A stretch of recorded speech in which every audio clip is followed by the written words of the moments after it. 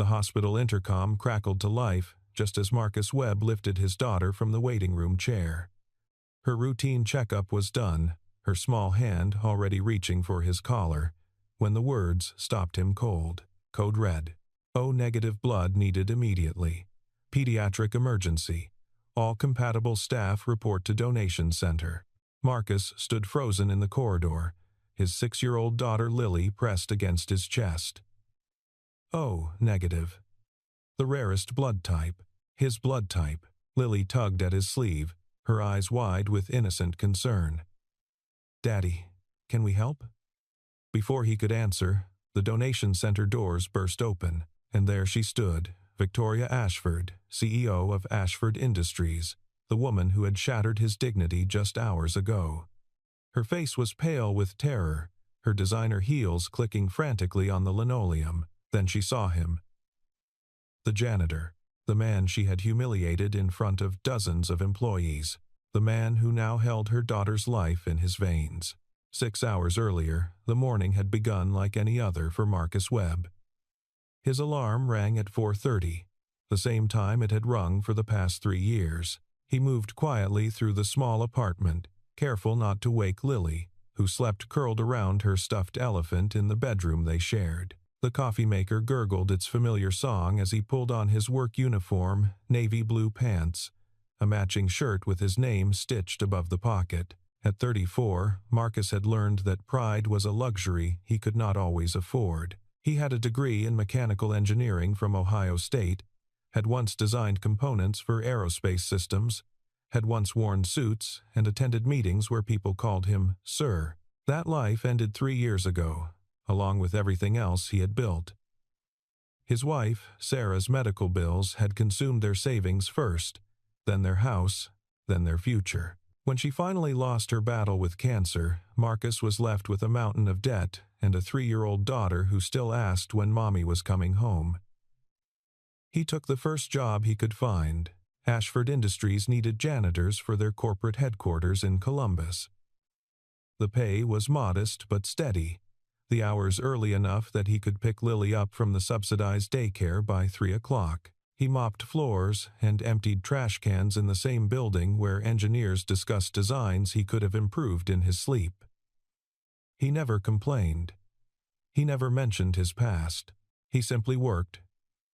Because Lily needed him to work. And that was enough.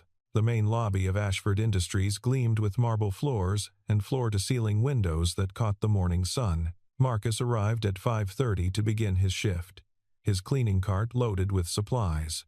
The lobby required special attention on Thursdays, the executive team held their weekly meetings, and Victoria Ashford demanded perfection in every visible space. Marcus worked methodically, starting with the windows and moving to the floors.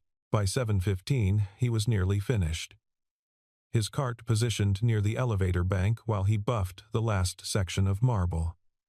He did not see Victoria Ashford approaching. He did not hear her heels on the floor he had just polished. He only heard her voice, sharp and cold as January ice. "What is this?" Marcus looked up to find the CEO standing 3 feet away, her designer suit immaculate. Her blonde hair pulled back in a severe bun. She was gesturing at his cleaning cart, which partially blocked the path to the executive elevator. "I'm sorry, ma'am. I'll move it right away." He reached for the cart, but Victoria was already speaking again, her voice carrying across the lobby where a dozen early arrivals had stopped to watch. "If this is the standard we hire now, maybe that's why everything keeps falling apart. Look at this equipment scattered everywhere, blocking executive access, creating hazards." She turned to the security guard at the front desk. "Who supervises the cleaning staff?" "I want a report on my desk by noon." Marcus pulled his cart aside, his movements careful and controlled. He had learned long ago that reacting to humiliation only made it worse. "I apologize for the inconvenience," he said quietly. "It won't happen again." Victoria looked at him then, really looked at him for the first time.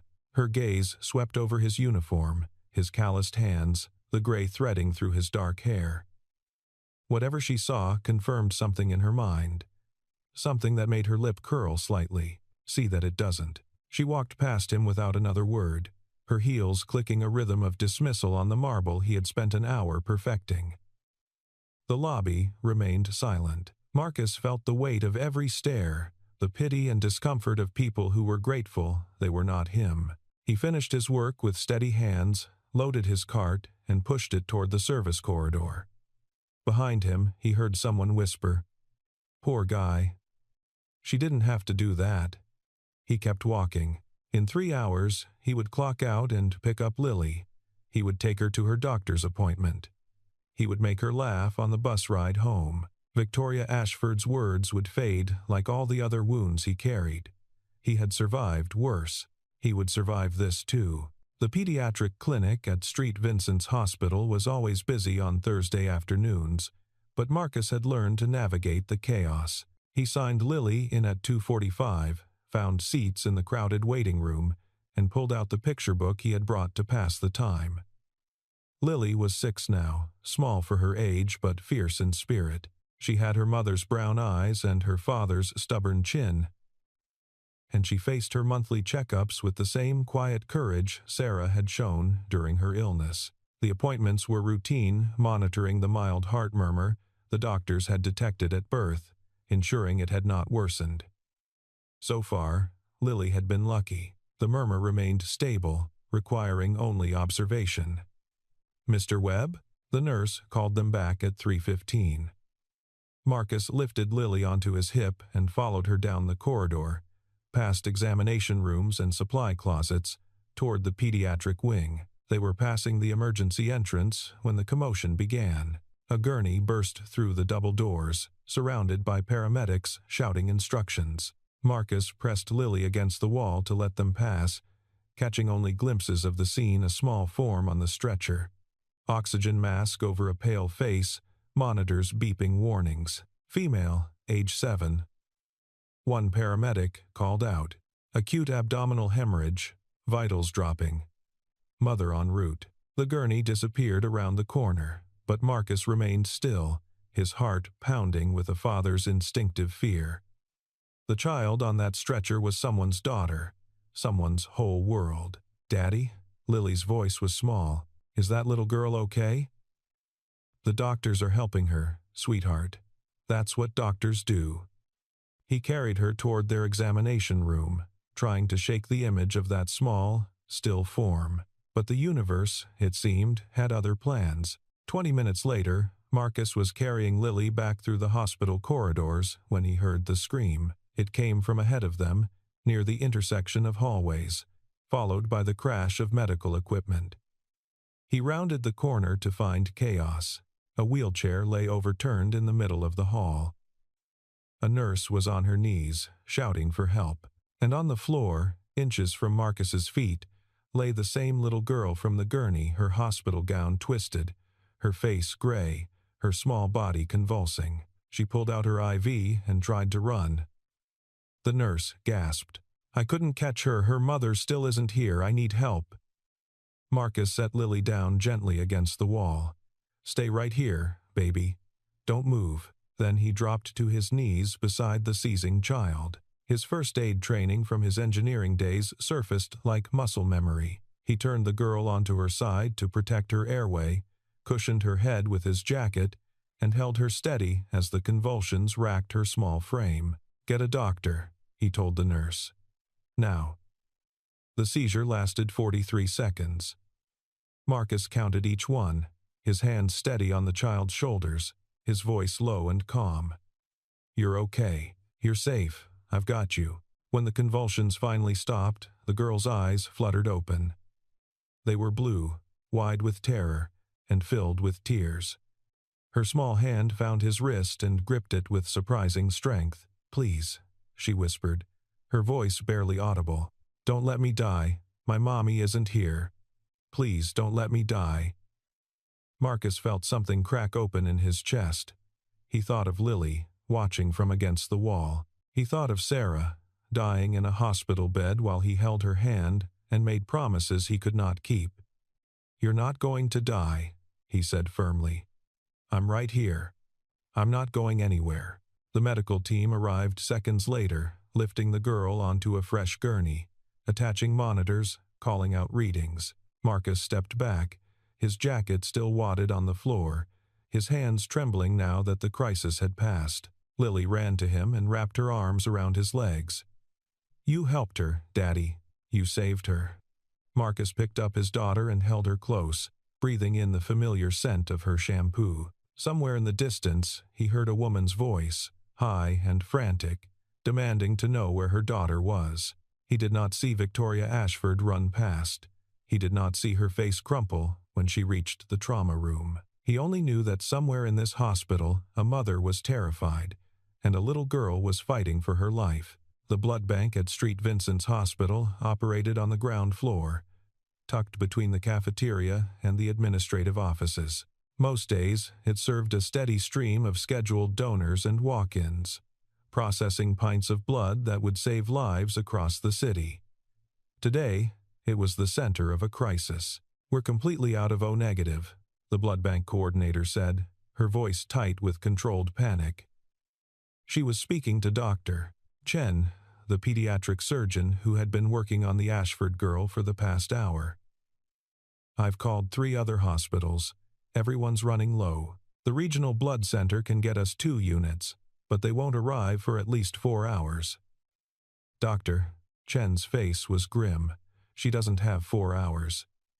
The internal bleeding is controlled for now, but she's lost too much blood.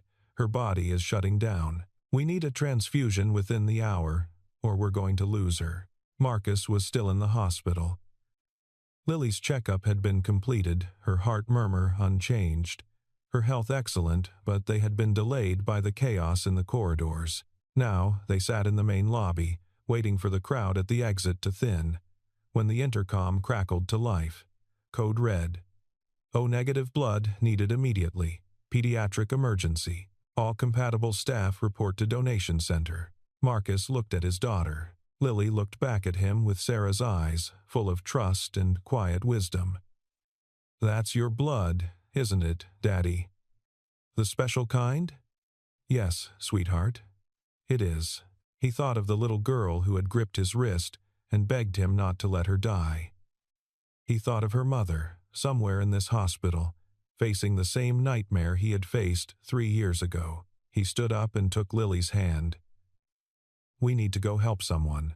The donation center was crowded with hospital staff when Marcus arrived, all of them being tested, most of them being turned away. O-negative blood was rare, found in only 7% of the population. Finding a compatible donor in time was like searching for a needle in a haystack. Marcus approached the intake desk, Lily's hand still in his. "I'm O-negative," he said. "I'd like to donate." The coordinator looked up, her eyes scanning his face with desperate hope. "Are you sure? We need a significant amount. It would require an extended donation." "I understand." She handed him forms to fill out, then led him to a testing station.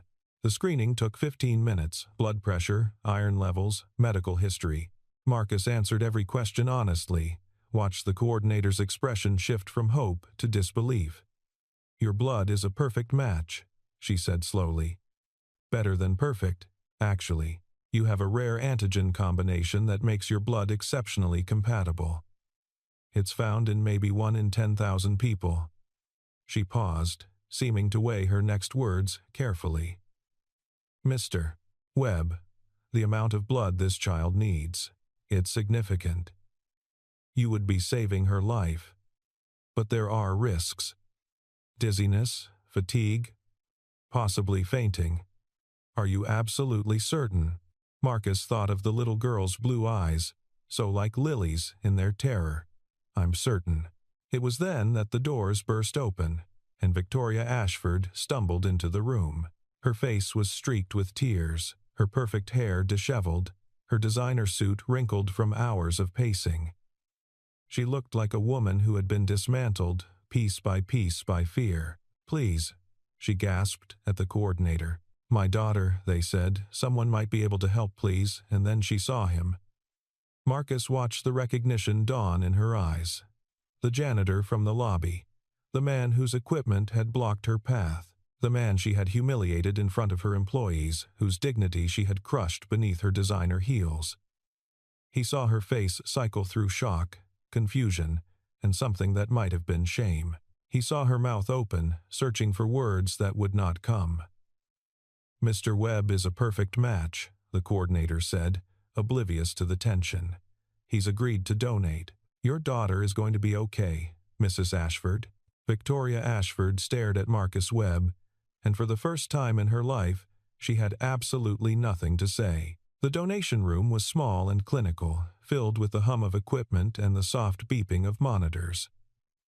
Marcus lay on the narrow bed, his sleeve rolled up, a needle inserted into the vein at his elbow.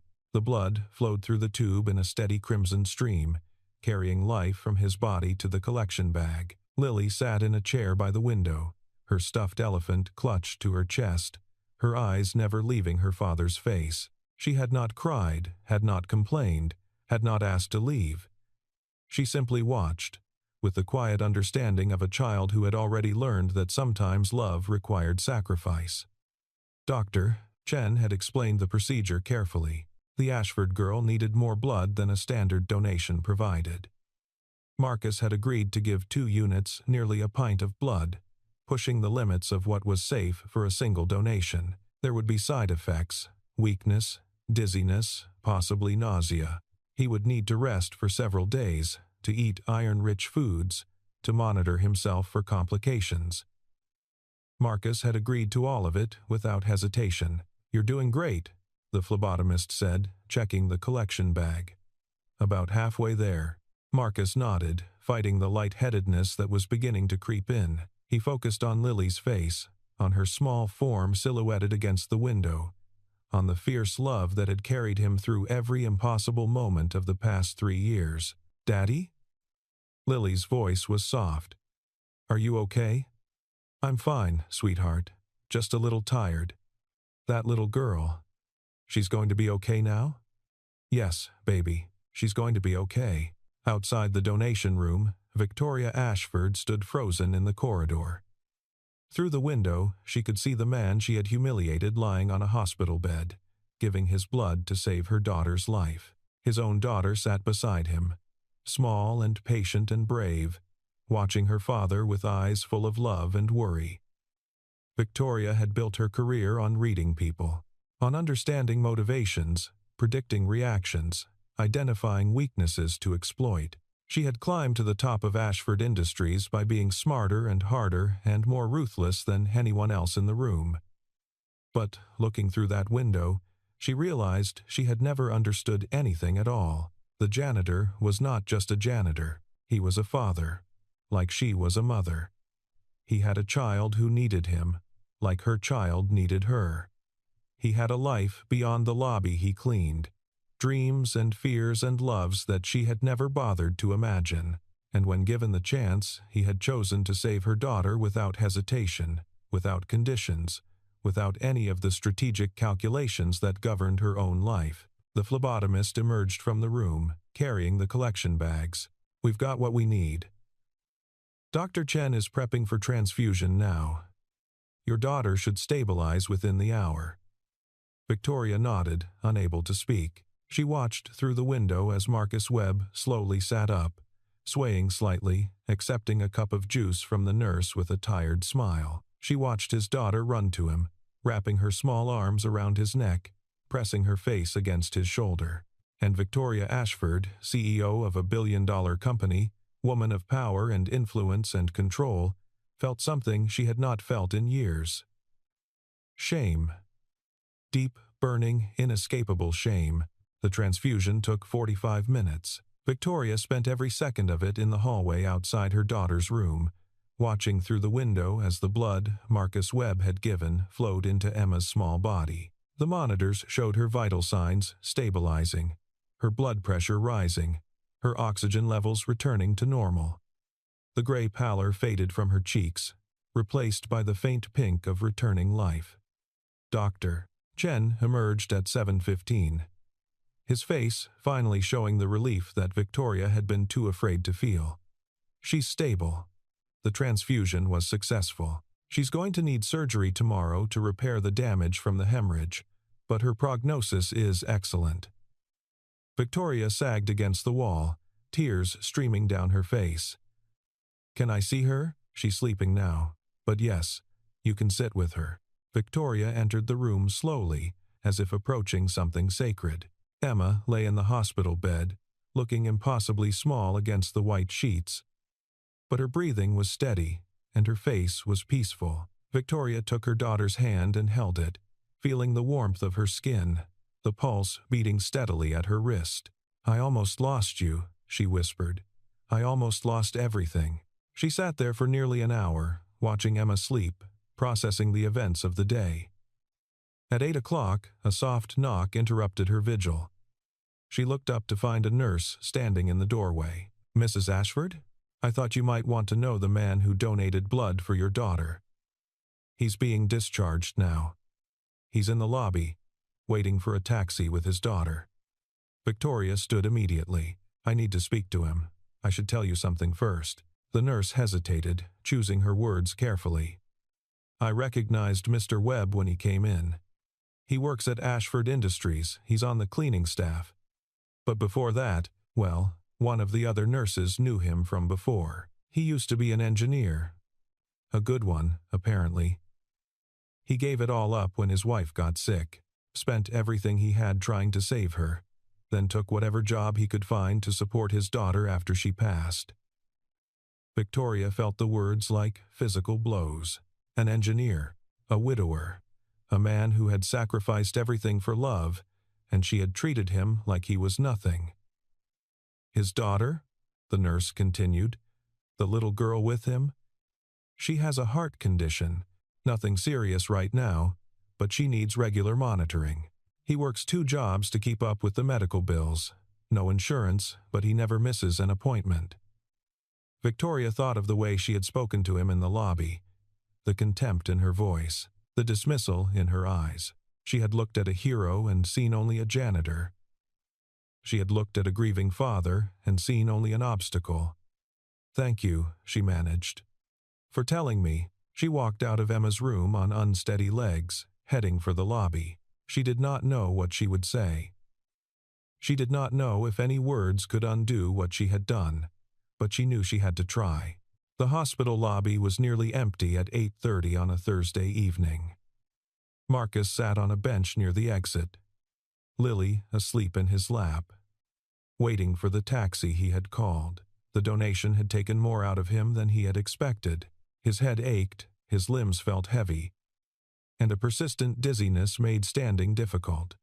But Lily was warm against his chest, and Emma Ashford was alive, and that was enough. He heard the footsteps before he saw her, the click of heels on linoleum, hesitant now instead of commanding. He looked up to find Victoria Ashford standing 10 feet away, her face a mask of uncertainty he had never seen before. Mr. Webb. She stopped, seeming to struggle with what came next. Please. May I apologize? Marcus looked at her for a long moment. He thought of the morning, of the lobby, of the words that had cut deeper than she would ever know. He thought of Sarah, who had taught him that kindness was not weakness, that forgiveness was not surrender. You don't need to apologize, he said quietly. I did what anyone would do. No. Victoria took a step closer, her voice cracking. Not anyone. I wouldn't have. If our positions were reversed, if you had humiliated me the way I humiliated you, I don't know if I would have helped. She paused, swallowing hard. You saved my daughter's life. After everything I said to you, after the way I treated you, you saved her life without hesitation. Why? Marcus considered the question. Why had he done it? Because Emma had gripped his wrist and begged him not to let her die. Because Lily had asked if they could help. Because Sarah had always believed that the measure of a person was not how they treated those above them, but how they treated those below. Because she's a child, he said simply. Because she was scared and her mother wasn't there. Because I could help. He shifted Lily in his arms, preparing to stand. My daughter's tired. I need to get her home. Please. Victoria stepped forward again, her hand reaching out. Let me at least arrange a car for you. A proper car, with a car seat for your daughter. Let me do something.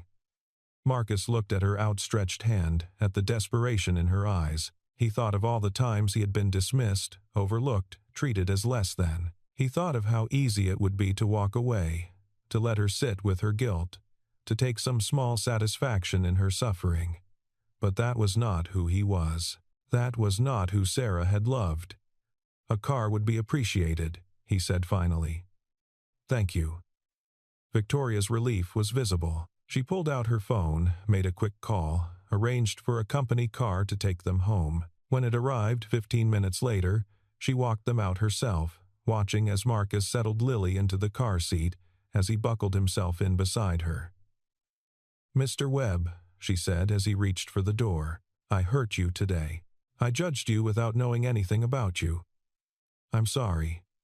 Truly sorry. Marcus met her eyes. He saw shame there, and regret, and something that might have been the beginning of change. He did not offer forgiveness that was not his to give, not yet, not while the wound was still fresh. But he offered something else. Thank you for the car, he said. I hope your daughter recovers well. He closed the door, and the car pulled away into the night, leaving Victoria Ashford standing alone on the hospital steps, staring after him. The board meeting was scheduled for 9 o'clock Friday morning. Victoria had been dreading it since she received the emergency summons late Thursday night. She knew what they would say. She had abandoned a critical investor presentation to rush to the hospital. She had left Robert Chen, the CFO, to handle questions he was not prepared to answer. She had put her personal life ahead of company interests, and in the world of corporate leadership, that was an unforgivable sin. The boardroom was full when she arrived, 8 faces arranged around the mahogany table, none of them friendly. Harold Weston, the chairman, sat at the head, his expression carved from stone. Victoria, please, sit down. She sat, her spine straight, her face composed. She had learned long ago to hide weakness in this room. I assume you know why we've called this meeting, Harold continued. Your departure yesterday caused significant concern among our institutional investors. Robert did his best to reassure them, but questions were raised about your commitment to the company, your judgment, your priorities. Victoria listened without interrupting. She had prepared for this, had rehearsed her explanation, had marshaled her arguments. But sitting here now, looking at the faces of people who saw her only as a function of quarterly earnings, she felt something shift inside her. My daughter almost died yesterday, she said quietly. She had an internal hemorrhage. She needed emergency surgery and a blood transfusion from a rare donor. I left the meeting because I was told she might not survive the night. The room fell silent. Harold cleared his throat. We understand that, Victoria, and we're glad she's recovering. But this company employs over 4,000 people. Their livelihoods depend on stable leadership, on investors who trust us to put the business first. I know.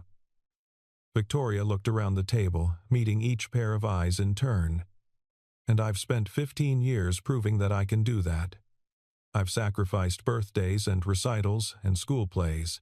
I've missed first steps and first words and first days of school. I've given this company everything, and I told myself it was worth it because I was building something important.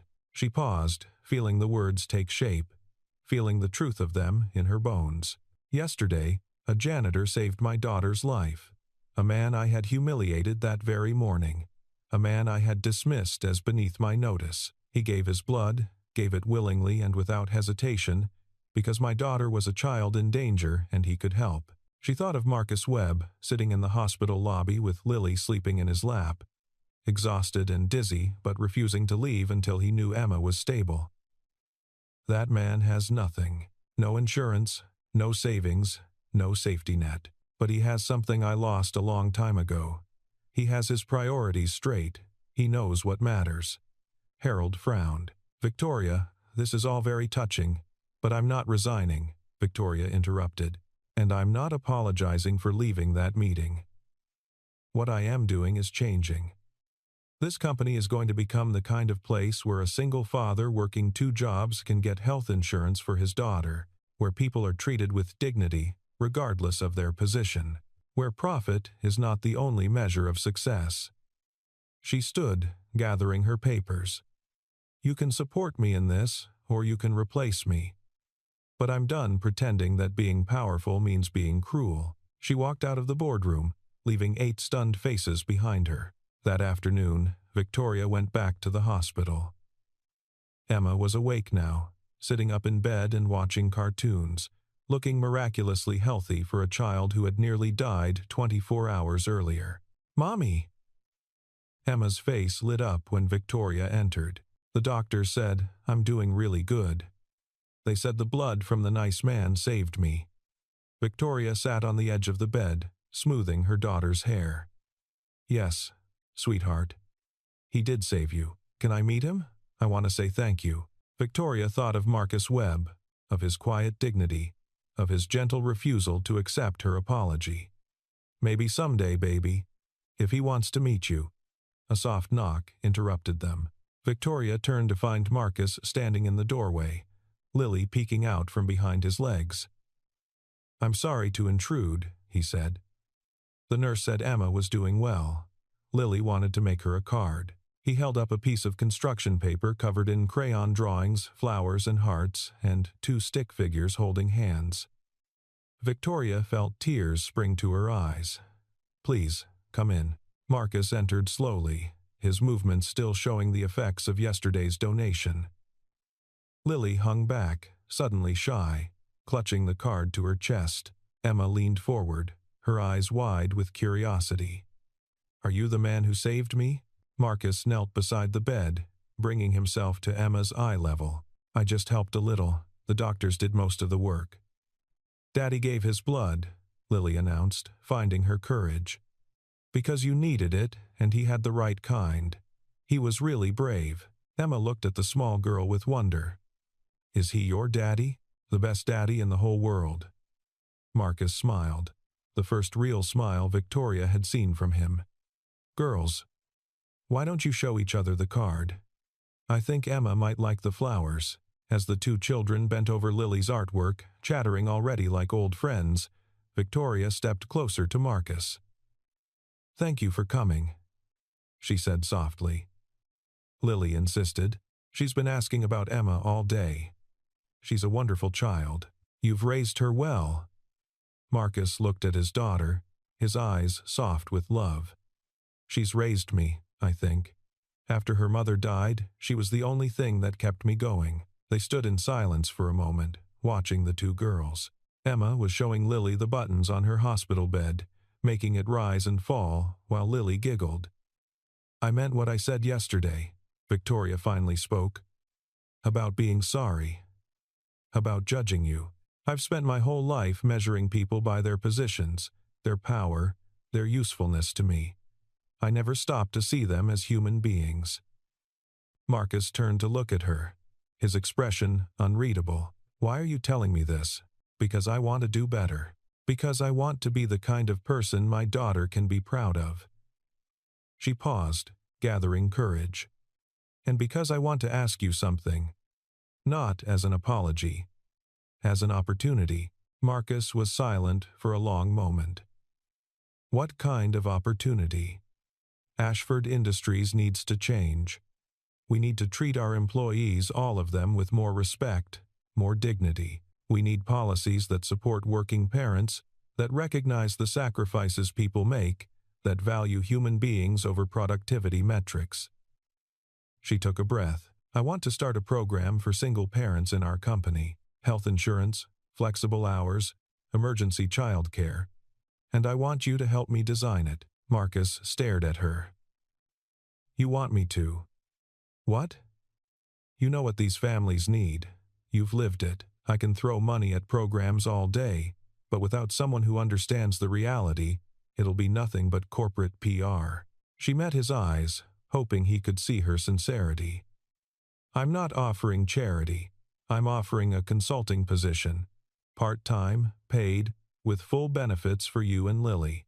You can keep your other job if you want, or you can come work for me in a role that uses your engineering background.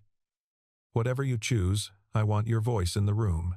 Marcus looked at Lily, who was now braiding Emma's hair with the solemnity of a surgeon. He thought of Sarah, of the dreams they had shared, of the life they had planned before illness and debt had torn it all away. "I've been judged my whole life," he said slowly, "for being poor, for taking jobs that people think are beneath me, for not being able to give my daughter everything she deserves." He turned back to Victoria. "I stopped caring what people thought a long time ago, but this could change something. Not for me, for people like me." He extended his hand. "I'll do it, but I have conditions. The program has to be real, not just a PR stunt, and you have to listen when I tell you things you don't want to hear." Victoria took his hand, feeling the calluses on his palm, the strength in his grip. "Agreed." From the hospital bed, Emma called out, "Mommy, Lily says she wants to be my friend. Can she come to my birthday party?" Victoria looked at Marcus. He looked back at her, and for the first time, something like warmth passed between them. "I think that can be arranged," Victoria said. The Single Parent Support Program launched 6 weeks later, on a bright Monday morning in October. The ceremony was held in the main lobby of Ashford Industries, the same lobby where Marcus had once been humiliated, where Victoria had looked at him and seen nothing worth knowing. Today, a small stage had been erected near the elevators, draped with banners announcing the Victoria Webb Single Parent Initiative. Marcus had insisted on the name over Victoria's objections. "It's not about me," she had argued. "It's about the employees, the families. It's about accountability." Marcus had replied, "When your name is on something, you can't walk away from it." The lobby was packed with employees, executives and janitors, engineers and receptionists, all gathered together for the first time anyone could remember. Victoria stood at the podium, Marcus beside her, as she explained the program's benefits. Subsidized health insurance, emergency child care funds, flexible scheduling, paid family leave. "This program exists because one man taught me something I should have learned a long time ago," Victoria said, her voice steady despite the emotion beneath. "He taught me that dignity is not earned. It is inherent. Every person who walks through these doors deserves to be seen, to be valued, to be treated with respect." She turned to Marcus, who shifted uncomfortably under the attention. "Marcus Webb gave his blood to save my daughter's life, knowing I had treated him with contempt.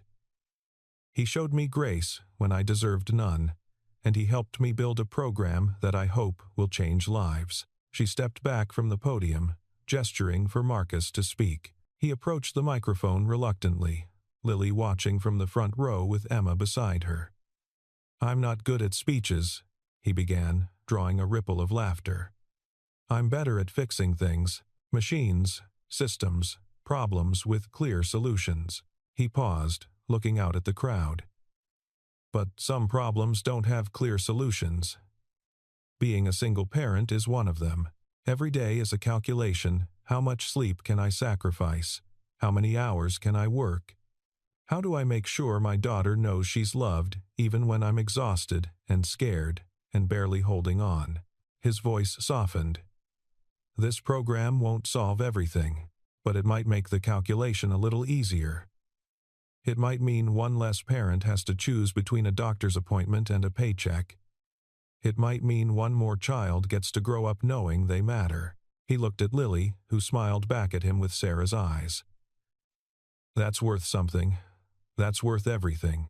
3 months later, on a crisp January afternoon, Victoria and Emma sat in the waiting room of the pediatric cardiology clinic at St. Vincent's Hospital. Emma was there for her final follow-up, the last checkpoint before the doctors declared her fully recovered. Across the room, Marcus and Lily waited for their own appointment. Lily's regular monitoring, the routine they had followed for years. "Miss Ashford?" The nurse called Emma's name, and Victoria stood to follow, but she paused at the doorway, turning back to look at Marcus. Would you like to get coffee after? All four of us? There's a cafe downstairs that makes excellent hot chocolate. Marcus looked at Lily, who nodded eagerly. We'd like that. The appointments took an hour. Emma's results were perfect, full recovery. No lasting damage from her ordeal. Lily's checkup was equally encouraging. Her heart murmur remained stable, showing no signs of progression. When they met in the cafe afterward, the two girls immediately claimed a table by the window. Heads bent together over the coloring pages the nurse had given them. Marcus and Victoria sat nearby, watching their daughters with identical expressions of quiet wonder. She talks about Lily constantly, Victoria said. Lily this, Lily that. I think she's found her best friend. The feeling is mutual. Lily asked me last week if Emma could be her sister. Marcus shook his head, smiling. I explained, that's not quite how it works. Victoria laughed, a sound that had become more common in recent months. They're good for each other. Emma's never had a friend who didn't treat her differently because of who I am. Lily's never had a friend who didn't treat her differently because of who I'm not. They sat in comfortable silence, sipping their coffee, watching snow begin to fall outside the window. Marcus, Victoria said finally, I've been thinking about the program, about everything that's happened. She turned to face him. I know I can never undo what I said to you in that lobby. I know, sorry, doesn't erase the hurt, but I want you to know that meeting you changed me, made me see things I'd been blind to my whole life. Marcus considered her words. He thought of Sarah, of how she had always believed in second chances, in the possibility of change, in the stubborn goodness hidden in every heart. My wife used to say that people are like machines, he replied. Sometimes they break. Sometimes they just need recalibration. He smiled slightly. I think you've recalibrated pretty well. Victoria felt tears prick her eyes. That might be the nicest thing anyone's ever said to me. Don't let it go to your head. But he was smiling, too. From the window table, Emma called out, Can we go play in it? Please, Daddy, Lily added, her eyes bright with hope. Marcus and Victoria looked at each other. In that moment, something unspoken passed between them, an acknowledgement of wounds healing, of walls coming down, of possibilities opening where none had existed before. What do you think? Victoria asked. Should we let them drag us out into the cold? Marcus looked at his daughter, at her joy and innocence, at the friend she had found against all odds. He thought of Sarah, and how she would have loved this moment, this proof that kindness could transform strangers into family. Maybe that's exactly what we all need, he said. They gathered their coats and headed for the door, two families becoming one, stepping together into the falling snow, ready to begin again.